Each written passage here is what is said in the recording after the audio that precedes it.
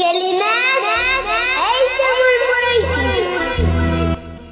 ضاعت الأمانة يا شعبنا ضاعة، لا عاد صلاة ولا عاد طاعة، كل من ضميره بالريال باعه، لا عاد قوانين عندنا مدروسة.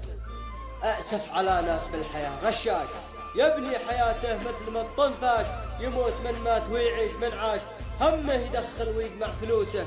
اشهد الله اني شفت بعيوني اشياء تغضب تسبب جنوني، واعمال فظيعة تقعشر شجوني، دون رقابة من الله محروسة. صاحب السمك طبخ وقدم، سمك يطبخ ملعمط بالدم، العالم الله ذي هو يعلم، كيف هي بالدم قديمة طلوسة.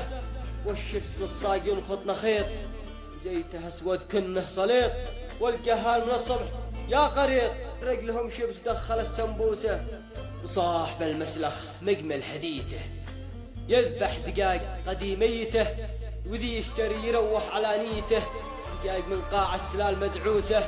صاحب العصير حضر عصيره، قطع فواكه صغيرة وقصيرة، وذي يشرب يلاقي مصيره، وعاده يمتع يخمر ضروسه. والماء حقه من داخل الخزان كله فنادق ولزق وديدان، وبعد قشاوه مطعم القردان، والطماط والخضر مقدومه وملموسه.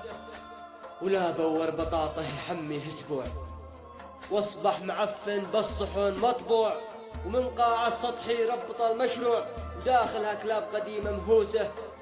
والأعراض تيفود كلها حمى، وذيب السرطان تلقاه يغمى، وهذا المعدة تقرع سمى، من داخلها مجروحة وقديمة دحوسة. وصاحب المطعم ختم الرقدة، من اللحقة والبقايا يفعل العقدة، وجزع وباع كل ما عنده، همه يدخل ويجمع فلوسه. والختم بختم يلا بسوره، صلوا على من هدانا بنوره، محمد المصطفى سور السوره، ذي للمؤمنين أوصى دروسه، ذي للمؤمنين أوصى دروسه.